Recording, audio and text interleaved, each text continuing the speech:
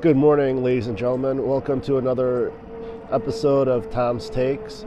Today, I want to briefly talk about WNBA, but before that, I kind of want to give a PSA, a public service announcement. Yesterday, I received two phone calls. They're from local numbers, local suburbs where I live. One was from like Elk Grove Village, and the other one was from Northbrook, which are suburbs in the Chicagoland area. And I normally, if it's a phone number I don't recognize, I normally don't pick it up. But I decided to pick it up just to see who it was. And the lady on the line name was Anna, and she started talking about how there were some missing documents for my Medicare. I immediately hung up because that just seemed like a big scam. I don't believe I'm on Medicare right now. I have health insurance through my company, so I was very concerned about it. So I just ended the conversation immediately, and then my phone kept on ringing. All these different numbers popped up, and then after work there was another number that popped up. So I picked it up again. It was a different number, a different city, and it started off the same, saying, "Hey, this is Anna. I was going through your records, and you're missing some documents for your Medicare." And I hung up again. So it was a very similar voice, very similar introduction, and she said her name was Anna. So I don't even know if it's AI. So the only thing I have to say is be very careful. If you're receiving a bunch of phone numbers from phone numbers that you do not know who they are, I recommend that you, I don't know if not picking up the phone is wise, but because it might be valid, but be leery. I really believe that the scammers are really aggressively trying to get people through text messages and through phone calls. A couple of years ago, my mom and I, we were getting these text messages saying, "Hey, listen, you owe us all this money for all these tolls." And I looked at it. I told my mom, "Don't. We have iPass. That should not be an issue. And it doesn't even seem like a valid.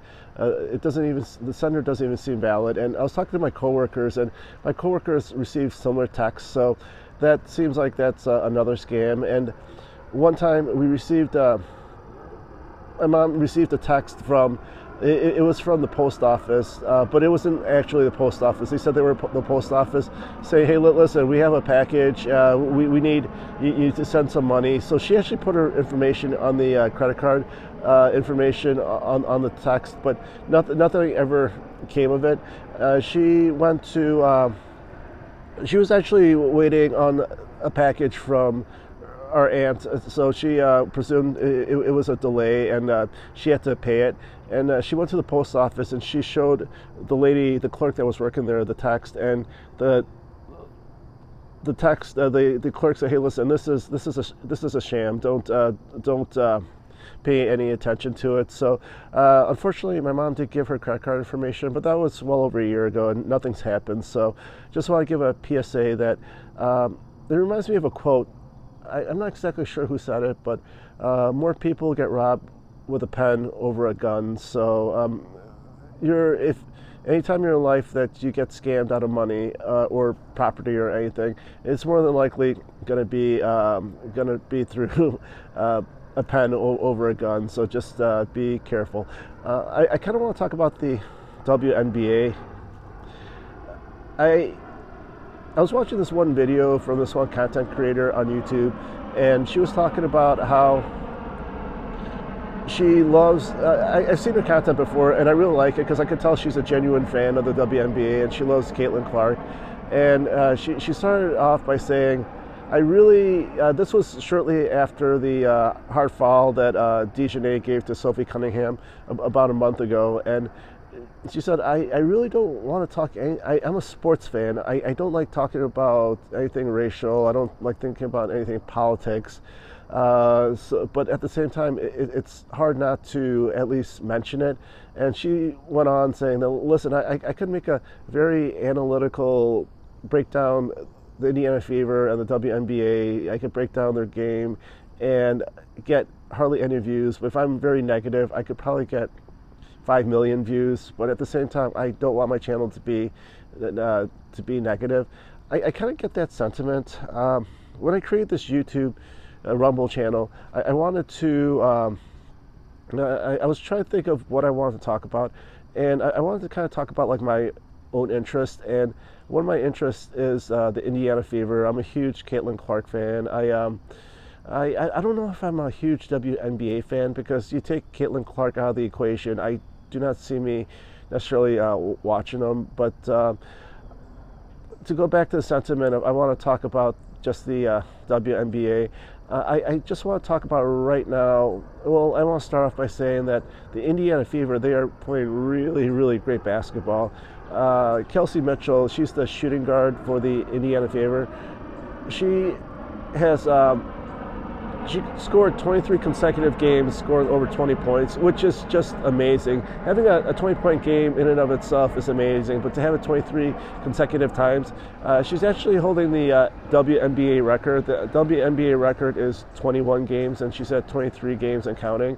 And Caitlin Clark just had a masterful game. She scored 37 points on 8 3-point shots. I looked it up on YouTube. I looked it up on ChatGPT if that was a WNBA record, and it's not. That WNBA record is actually 9 3-pointers, but it was Caitlin Clark's personal best. She scored shooting and making 8 3-point shots, and both those two are scoring at a very high percentage. I don't have their percentages in front of me, but I remember hearing it on the radio, and I thought they're actually very efficient on scoring. And that team with they have the big three. It's Kelsey Mitchell, shooting guard, Caitlin Clark, point guard, Aaliyah Boston, the center. Those three combined are averaging the most points of any three players. So it's a very fun watch. I'm very much enjoying watching it. The only two teams that the playoffs are coming up. I think they're down to like 6 games in the regular season. The only two teams that kind of concern me are the Minnesota Lynx and the Golden State Valkyries. The Valkyries defense always gives the Indiana Fever trouble.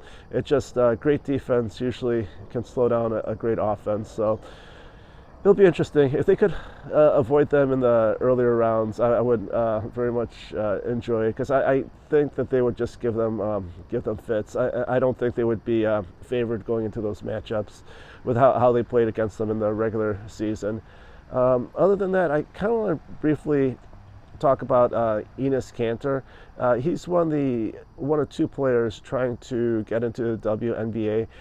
There was a little bit of an altercation, and he got into it with one of the players on the Chicago Sky, and I kind of looked at it, and he got up and did this, and he was out in the crowd by the court side, and I looked at him and I'm like, that is one big dude. I mean, compared to the WNBA players, he just seemed really, really massive, and I thought to myself, if he actually did get into the WNBA next season, that is going to cause a lot of problems. I think he's like 6'10", 250 pounds. So it's just the size alone. Basketball is it's probably the sport that, if you're tall, that helps you the most out of any other sport. I mean, you could be shorter and be more skilled, but being taller definitely is a huge advantage. I remember when I was younger, my friends and I, we would play 2-on-2 basketball, and most of my friends are about like my height. My friend Terry, he's like an inch taller than me. He's like 5'10", 5'11". I'm 5'9", and my friend Jim is like 5'7", and we have a friend that is really tall. He's like 6'6", 6'7". So whoever has him on their team usually wins every game. So, and it's not even close. I mean, he grabs every rebound. And I remember we were playing a game, and usually whoever wins, we just break up the team. And my friend Sean, who's 6'7", we won a game, and we're like, okay, let's break up the team. And my friend Jim and Terry, who were like my height or a little bit taller, a little bit shorter, they're like, no, we're going to keep playing until we beat you guys. and it took them like 6, 7 games for them to beat us. I remember the game they beat us. They deserved to win. I mean, they hustled. I mean, they were just grabbing every rebound, and they just their energy they put into it. But once the game was over, they were so ecstatic. They called my friend the Giant. My friend Sean. They're like, "We beat the Giant." I thought that was kind of funny because it made him seem like a mythical figure as opposed to a guy who just happens to be a little bit on the tall side. But yeah, the first time I saw a WNBA game, I'm sorry, an NBA game live was the year that Michael Jordan retired. One of my friends had a ticket, and we drove from, I was at college at the time, we drove from DeKalb, Illinois to the United Center, and I was very shocked. Watching them on TV does not give justice to how great athletes they were. This was the year that Michael Jordan retired for the first time, and I saw Scottie Pippen, and the athleticism is just, it's amazing. There was this one play where everyone was jockeying around to grab a rebound, and Pippen came out of nowhere, and he grabbed the ball one-handed, and he dunked on everyone. It's like someone shot it, the ball went over here, and he came out of nowhere, he grabbed it, and he dunked it. And these guys are so fast. It's like I felt like I was watching like Captain America. It just didn't even seem like they were human. As Scottie Pippen, from one end of the court to another, it took him like maybe 6 steps. I mean, and he was dribbling really fast, and some guy jumped out and he put it behind his back and he went the other direction without slowing down. And that's just a normal play in the NBA, but going at that speed, I was very shocked. But it kind of made me realize what great athletes these NBA players were. So I hope they kind of figure out what to do with the Enes Kanter situation. And there's another gentleman that's trying to get in there as well. So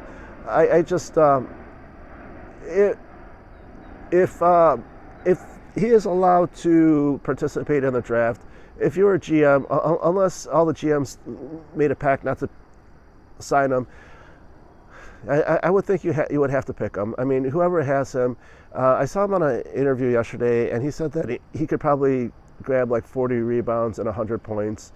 And I think he probably can. I mean, he's just so big. I mean, it would be like my friend Sean against me and my other friends who are like my height. It would be just the athleticism and the size alone would create matchup issues. So I really do hope that it takes off, because a lot more people are watching the WNBA, and it's getting.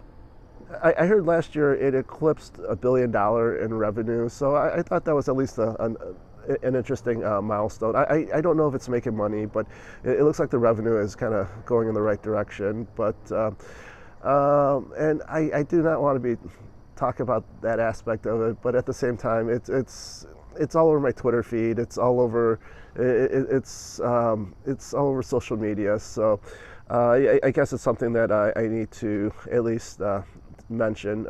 Other than that, I hope everyone has a great Tuesday, and just please like, subscribe, recommend to your friends Tom's Takes, and if you have any suggestions to what I could do to make my channel better, just drop a comment below. Thank you.